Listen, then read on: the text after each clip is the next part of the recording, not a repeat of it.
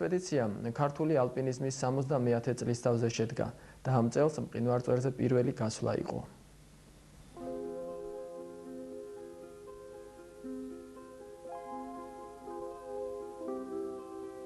სტეფანე წმინდის დღევანდელი ყაზბეგის დასავლით არს გერგეთი, არ აქვს იქეთ კიდესა. ზეით ამისა არს მყინვარის კალთასაზე და მონასტერი სამებისა, გუმბათიანი, შვენიერ ნაშენი, შვენიერს ადგილს, აღნიშნავს ვახუშტი ბატონიშვილი.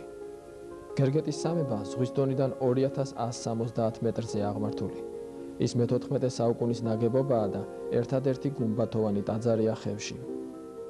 აქედან იწყება გასვლა მყინვარწვერისაკენ. ამ ექსპედიციას თავისი პირველი წინამორბედისაგან, რომლისგანაც სათავეს იღებს ქართული ალპინიზმი 70 წელი აშორებს. 1923 წლის ზაფხულის მიწურულს მყინვარწვერზე ორი ასვლა განხორციელდა, რამაც საფუძველი ჩაუყარა ქართულ ალპინიზმს. პირველი ექსპედიცია პროფესორ გიორგი ნიკოლაძის ხელმძღვანელობით 28 აგვისტოს ავიდა მყინვარწვერზე, მეორე კი პროფესორ ალექსანდრე დიდებულიძის ხელმძღვანელობით 3 სექტემბერს. უნდა აღინიშნოს, რომ ეს ორი ექსპედიცია არა მარტო ქართული ალპინიზმის, არამედ საბჭოთა კავშირის არსებობის პერიოდში საბჭოთა ალპინიზმის დასაწყისადაც ითვლება. ქართველი მთასვლელები კი სურდათ ეს ზოგიერთებს თუ არა, საბჭოთა ალპინიზმის ფუძემდებლები იყვნენ. ქართველმა მთასვლელებმა თავიდანვე განსაზღვრეს ალპინიზმის არსი და მნიშვნელობა, დასახეს მისი შემდგომი განვითარების გზები. იგი თავიდანვე ორი ძირითადი მიმართულებით, სპორტულითა და მეცნიერულით განისაზღვრა.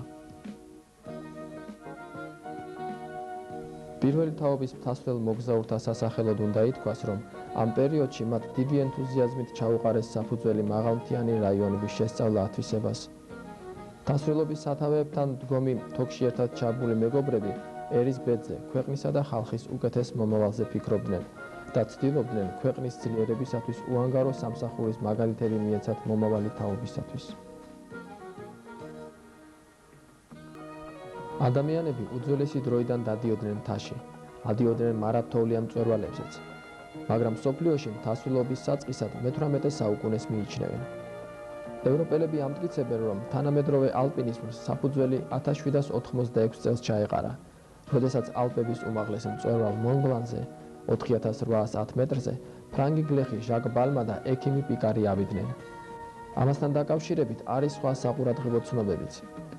1744-1798 წლებში ერეკლე მეორის მეფობის დროს მღვდელი იოსებ მოხევე ასულა მყინვარწვერზე 5047 მეტრს სიმაღლეზე, მაგრამ მისი მწვერვალზე ასვლის ზუსტი თარიღი უცნობია. მთასვლელობის სათავეების შესწავლისათვის ასევე საყურადღებოა, რომ მწვერვალ ბრუდსაბძელაზე, რომელიც 3670 მეტრზეა, 1929 წლის ექსპედიციამ აღმოაჩინა ძელებით აგებული სალოცავის თუ გაძარცვული საფლავის ნაშთები. არავითარი ცნობა არ არის შემონახული იმის შესახებ, თუ ვის სახელზე იყო აშენებული სალოცავი, ან ვინ იყო იქ დაკრძალული. ასევე საყურადღებოა ისიც, რომ საუკუნეთა მანძილზე მყინვარწვერთან მიუვალ კლდეებში 4100 მეტრზე ბეთლემის გამოქვაბულებში ცხოვრობდნენ ბერები. ასე რომ ალპინიზმის სათავეებთან ზოგი რამ სიმბოლურ ხასიათს ატარებს და მაინც დაუდგენელია, ვინ იყო პირველი მთასვლელი და როდიდან დაიწყო მთასვლელობა.